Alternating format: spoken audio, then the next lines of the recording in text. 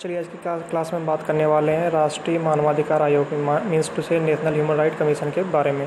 चूँकि ये एक इम्पॉर्टेंट टॉपिक है जो हमारा एग्ज़ाम होने वाला यूपीएसआई और एएसआई का, उसके रिगार्डिंग ये इम्पॉर्टेंट टॉपिक है। तो जो हमारा राष्ट्रीय मानवाधिकार आयोग है, सबसे पहले तो एक सांविधिक निकाय है, ठीक है। अच्छा, सांविधिक निकाय ऐसे निकाय होते हैं, एक संवैधानिक निकाय होता है, एक सांविधिक निकाय होता है। सांविधिक निकाय उसे बोला जाता है जिसका गठन के लिए संविधान में कुछ प्रावधान किए गए हैं, ठीक है। अच्छा, ये जो इसका जो गठन किया गया है इस संसद में एक पारित अधिनियम से हुआ है, इसीलिए इसको सांविधिक निकाय बोला गया है। अच्छा, इसका गठन जो किया गया है कि मानवाधिकार संरक्षण अधिनियम 1993 के तहत किया गया है, और साथ में इस आयोग को देश का मेन मानवाधिकारों का प्रहरी भी बोला जाता है।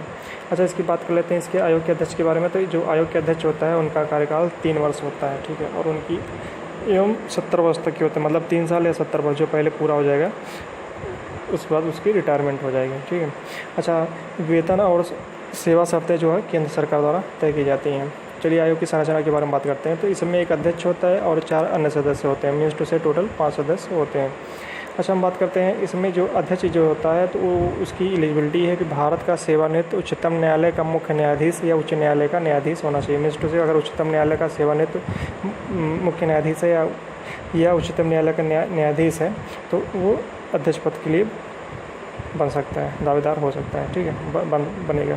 अच्छा, आगे बात करते हैं। यह सदस्य उच्चतम न्यायालय या उच्च न्यायालय में कार्यरत या सेवानिवृत्त न्यायाधीश होना चाहिए, ठीक है। अच्छा, जो इसके अलावा जो बाकी 4 सदस्य की बात की उसमें से एक सदस्य, एक तो हो गया अध्यक्ष, बाकी जो एक सदस्य होगा वो उच्चतम न्यायालय या उच्च न्यायालय में कार्यरत या सेवानिवृत्त न्यायाधीश होगा। तो टोटल 1 + 1 2 हो गए। अभी कितने बचे हैं?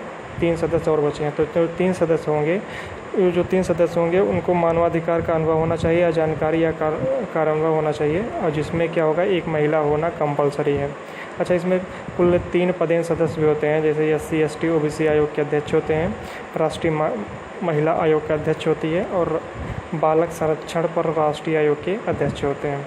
अच्छा, जो राष्ट्रीय मानवाधिकार आयोग के अध्यक्ष व और सदस्यों की नियुक्ति जो है वो राष्ट्रपति द्वारा प्रधानमंत्री की नेतृत्व वाली समिति की सिफारिश पे की जाती है। अच्छा, प्रधानमंत्री की जो नेतृत्व वाली सिफारिश की समिति होती है उसमें सदस्य कौन कौन से होते हैं? एक प्रधानमंत्री होता है, खुद होते हैं प्रधानमंत्री, गृह मंत्री होते हैं, लोकसभा के अध्यक्ष होते हैं, और राज्यसभा के उपसभापति होते हैं, ठीक है, और संसद के दोनों मुख्य विपक्षी दल के नेता इसमें शामिल होते हैं। अच्छा, हम बात करते हैं आयोग के किस अध्यक्ष और सदस्यों पर पुनरानियुक्ति हो सकती है, मतलब एक बार इनके अगर कार्यकाल पूरा हो जाए तो इनकी पुनरानियुक्ति दोबारा की जा सकती है। अच्छा, इनको हटाने के प्रावधान क्या है? जो हमारा राष्ट्रपति है अध्यक्ष व सदस्यों को निम्न परिस्थितियों में हटा सकता है, जैसे अगर दिवालिया हो, किसी अन्य रोजगार में हो, ठीक है, मानसिक या शारीरिक कारणों से अपने कार्य को करने में असमर्थ हो, ठीक है, मानसिक रूप से अस्वस्थ हो और अपराधी हो, ठीक है, तो इस तरीके की अगर कार्रवाई एक्टिविटी में अगर लिप्त पाया जाता है, इस तरीके की चीज़ें, मेंटल डिसऑर्डर होता है तो उसको हटा दिया जाएगा, ठीक है। अच्छा, जैसा मैंने आपको पहले बताया कि आयोग के अध्यक्षों व सदस्यों के वेतन व भत्ते व सेवा शर्तें केंद्र सरकार द्वारा तय की जाती हैं।